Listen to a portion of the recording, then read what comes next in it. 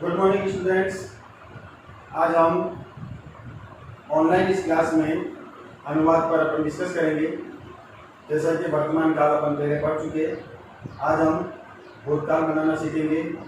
जो वाक्य अपन ने वर्तमान काल में पहले बना लिए थे, उन्हीं वाक्यों को वापस भूतकाल में भी बनाना सीखेंगे। देखिए आप, हमारा आज का टॉपिक है अनुवाद। पट धातु लंग लकार, लंग लकार को अपन हिंदी में कहते हैं भूतकाल। तो देखते हैं अपन कि सबसे पहले लंग लकार के जो क्रियापद होते हैं वो बनते कैसे हैं। तो देखिए, आपको भी पता है जैसे पुरुष कितने होते हैं, 3। पहला होता है प्रथम पुरुष, दूसरा होता है मध्यम पुरुष और थर्ड अपने होता है उत्तम पुरुष। इसी प्रकार वचन भी 3 होते हैं कि देखें आप लोग, एक वचन, द्विवचन, बहुवचन। अब यहाँ पर जो 9 क्रियापद होते हैं वो बनते कैसे हैं। सबसे पहले ये मोस्ट चीजें अनुवाद बनाने में क्रियापद ज्ञान होना चाहिए भूतकाल का। तो देखिए, अपन पट धातु का लंग लकार पढ़ रहे हैं, तो बनते कैसे उसको अपन सीखेंगे। सबसे पहले आता है अपठक। और अपठक में द हलंत है। अगर अपन द हलंत नहीं लगाए तो वो आपके बन जाता है मध्यम पुरुष बहुवचन। ओके, नेक्स्ट यहाँ पर आता है अपठ्याम। तो यहाँ पर जो आ की जो मात्रा इस तरह के अंदर, इसको अगर अपन हटा दें तो ये मध्यम पुरुष द्विवचन बन जाता है अपठ्यम। ठीक है, अब आता है बहुवचन प्रथम पुरुष। तो यहाँ पर त को त की जगह पर आ जाता है न, बनता है अपठन। यहाँ इस त को हटा दें और इसकी जगह अपन विसर्ग लगा देते हैं तो बन जाता है मध्यम पुरुष एकवचन। उत्तम पुरुष एक तरह विसर्ग को वापस हटा देते हैं और यहाँ अगर अपन लिख देते हैं म तो बन जाता है अपठम। यहाँ वर्तमान काल का ही बनते हैं, लेकिन वहाँ पर जो विसर्ग होती है उसको अपन नहीं लगाते हैं और उसके आगे क्या लग जाता है, अ लग जाता है। अपठाओ, अपठाओ, ये होते हैं आपके लंग लकार के क्रियापद। अब जैसे अपन इसके अंदर कोई भी धातु ले, जैसे यहाँ पर लिखा पद, आप अपन धातु ले सकते हैं हंस, चल, गद, दाव, क्रीड, और कोई भी धातु अपन इसमें अगर बनाना चाहे, जैसे मैं हंस से बनाएंगे तो अहस, अहस्तान, अहसन, अहसहो, अहस्तम, अहस, अहसम, अहसाव, अहसम। अगर अपन चल से बनाए, अचल, अचलनाम, अचलन, अचलहो, अचलतम, अचल, अचलम, अचलाव, अचलम। नेक्स्ट अपन जैसे वध से बनाए तो अवध, अवधनाम, अवधन, अवधहो, अवधतम, अवध, अवधम, अवधाव, अवधाम। इसी प्रकार अपन क्रीड से बनाए अक्रीड, अक्रीडताम, अक्रीडन, अक्रीडहो, अक्रीडतम, अक्रीडत, अक्रीडम, अक्रीडाव, अक्रीडम। समझ में आया। तो इस प्रकार से लंग लकार भूतकाल के क्रियापद बनते हैं। अब अपन देखते हैं अनुवाद कैसे सीखे इसे। तो सबसे पहले संस्कृत के कर्ता कौन से हैं वो आपको अच्छे से लर्न होना चाहिए। स और सा, ये प्रथम पुरुष के संस्कृत के कर्ता है। ताऊ, ते, ये प्रथम पुरुष द्विवचन के कर्ता है। ते, ताह, ये प्रथम पुरुष बहुवचन के कर्ता है। त्वम, उत्तम पुरुष एकवचन का कर्ता है। युवाम, मध्यम पुरुष द्विवचन का कर्ता है। यूयम, मध्यम पुरुष बहुवचन का कर्ता है। उत्तम पुरुष एकवचन का कर्ता। अहम, द्विवचन का कर्ता। आवाम, और बहुवचन में कर्ता गई।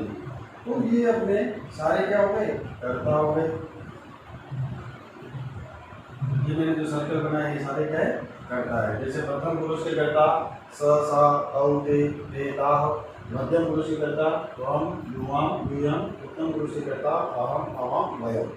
ओके, ये टेबल आपको अच्छे से लर्न अगर होती है तो आप कोई सा भी भूतकाल का वाक्य आता है तो उस वाक्य के अंदर न तो आपका वाक्य में कर्ता रंग होगा न ही क्रिया रंग होगी। इस टेबल के अकॉर्डिंग ही अनुवाद बनाए जाते हैं। ओके, अब देखिए अपन सबसे पहले अपन अनुवाद बनाते हैं तो क्या बनता है, सह अपठत। सह मीन्स वह, अपठत यानी पढ़ता, और भूतकाल है इसलिए था, तो अर्थ क्या हो गया, सह अपठत वह पढ़ता था। स्त्रीलिंग का लिखा हुआ पीछे सा अपठत वह पढ़ती थी, कौ अपठताम वे दोनों पढ़ते थे, ते अपठताम वे दोनों पढ़ती थी, ते अपठन वे सब पढ़ते थे, ताह अपठन वे सब पढ़ती थी। लेकिन इसमें क्या होता है, मध्यम पुरुष के अंदर पुल्लिंग स्त्रीलिंग नहीं होता है। चाहे वो वाक्य पुल्लिंग का हो तो भी इसके अकॉर्डिंग ही बनता है, और स्त्रीलिंग का हो तो भी ऐसा ही बनता है। जैसे अपन कहते हैं कि तुम अपठो, अर्थ होता है तुम पढ़ते थे। अब यही वाक्य अगर तुम पढ़ती थी तो भी सेम वाक्य बनेगा तुम अपठो। ओके, समझ में आ गया। नेक्स्ट देखिए, युवाम अपठतम, तुम दोनों पढ़ते थे, तुम दोनों पढ़ती थी। यूयम अपठत, तुम सब पढ़ते थे, तुम सब पढ़ती थी। अहम अपठम, मैं पढ़ता था, अहम अपठम मैं पढ़ती थी।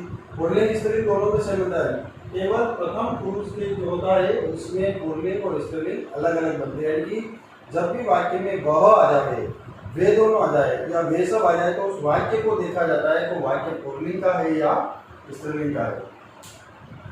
मध्यम पुरुष और उत्तम पुरुष क्या अगर करता आ रहे हैं कि तुम दोनों, हम दोनों, मैं, तो इनमें पुल्लिंग और स्त्रीलिंग नहीं देखा जाता, डायरेक्ट अपन वाक्य को बना सकते हैं। अहम अपठम यानी मैं पढ़ता था, आवाम अपठम यानी हम दोनों पढ़ते थे, वयम अपठम यानी हम सब पढ़ते थे। इस प्रकार से आपके 12 सेंटेंस यानी 12 वाक्य कंप्लीट होते हैं। जैसा कि अपन ने वर्तमान काल में बनाया था, सबसे पहले अपन ने सह पढ़ती, तौ पठतः, ते पठन्ति, इस प्रकार से 12 वाक्य बनाए थे। तो आप आज का अपना जो वर्क रहेगा तो अनुवाद का आप कॉपी डालेंगे, पद धातु लंग लेकर भूतकाल लिखेंगे, फर्स्ट क्रियापद लिखेंगे ओनली, और फिर इसके आप 12 वाक्य बनाएंगे। 12 वाक्य में पहला वाक्य जैसे सह अपठत बराबर करके उसके आगे उसका इंडियन लिखना है, वह पढ़ती थी, वह पढ़ता था, वे दोनों पढ़ती थी, वे दोनों पढ़ते थे। इस प्रकार से आपको ये पूरा चार्ट बनेगा। प्रथम पुरुष के अंदर पुल्लिंग स्त्रीलिंग का ध्यान रखना है। मध्यम पुरुष और उत्तम पुरुष में एक बार पुल्लिंग का बन जाएगा तो ओब्लिक करके उसमें आगे क्रियापद केवल स्त्रीलिंग का लिखोगे। जैसे त्वम अपठः, वाक्य बनेगा तुम पढ़ते थे, ओब्लिक पढ़ती थी। इसमें वाक्य को 2 बार नहीं लिखना है, तो दूसरे वाक्य। ओके,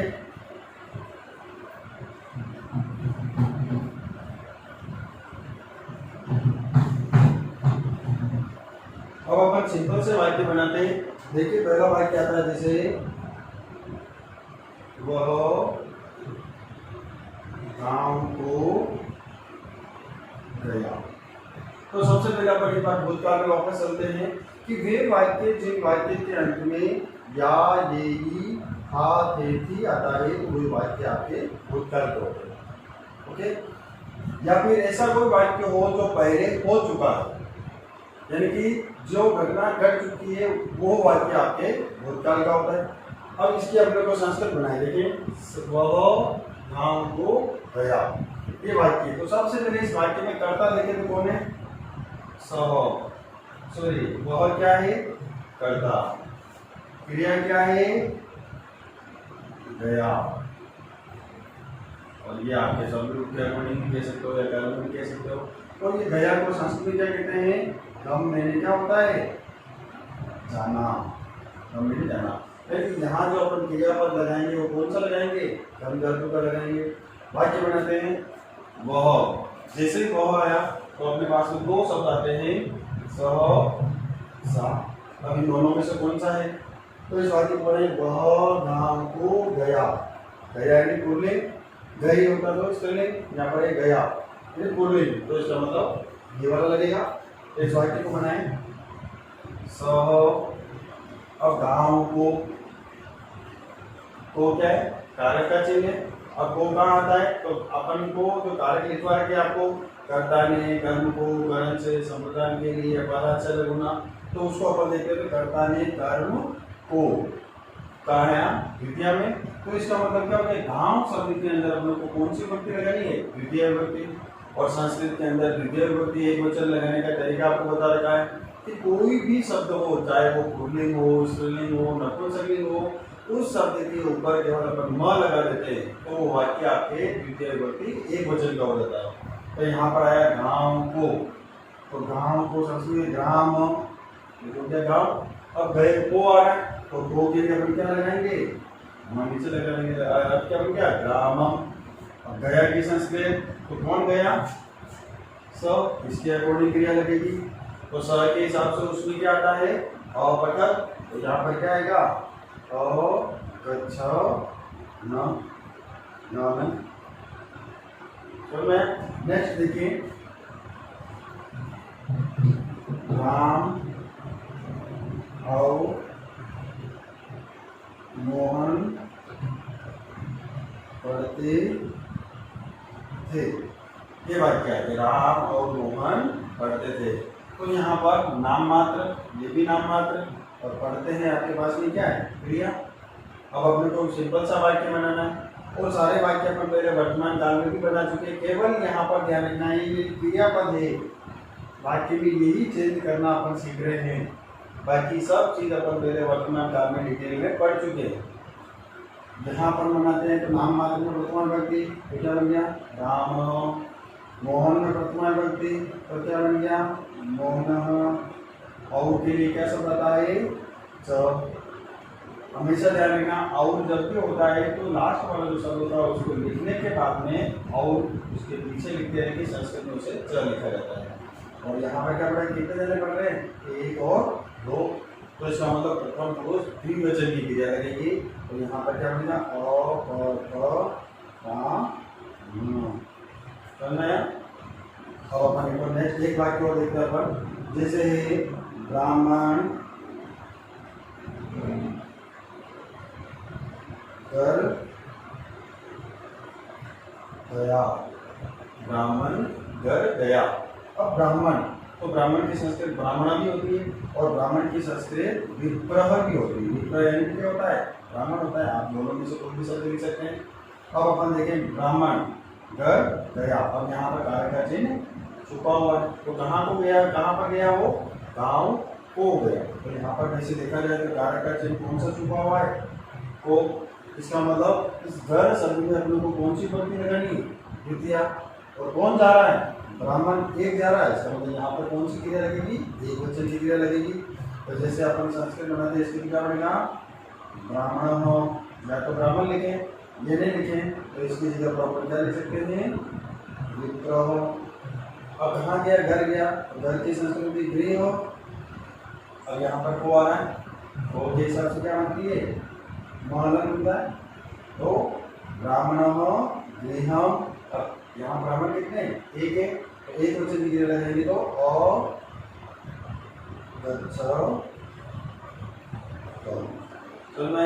तो इस प्रकार से अपन वाक्य बनाते हैं। अब आपको करना क्या है? तो ध्यान से सुने और समझे। सबसे पहले आप क्या करेंगे? अनुवाद का टॉपिक अपनी कॉपी में कंटिन्यू चल रहा है, तो आपको क्या करना है कि नेक्स्ट लिखना है आपको पठ धातु लंग लकार भूतकाल। उसमें सबसे पहले जो मैंने समझाया था वो आपको नोट करना है। उसके बाद में उसके नीचे जो 12 सेंटेंस बनेंगे उसको आपको बनाना है। ये 2-3 सेंटेंस आप बनाए, इसको भी आप बना सकते हैं। ये वीडियो आपके पास में वैसे भी रहेगा, तो आप बार बार देख करके भी इसको वापस सीख सकते हो। और उसके बाद में अपन ने जैसे प्रथमा विभक्ति के अनुवाद बनाए, द्वितीय विभक्ति के बनाए, तृतीय बनाए, चतुर्थी के बनाए, इस प्रकार अपन सप्तमी विभक्ति तक अनुवाद बना रखे हैं। आपकी कॉपी में है जो पहले अपन ने पढ़ा था। तो उन्हीं सब वाक्यों को आप किस में बदलोगे?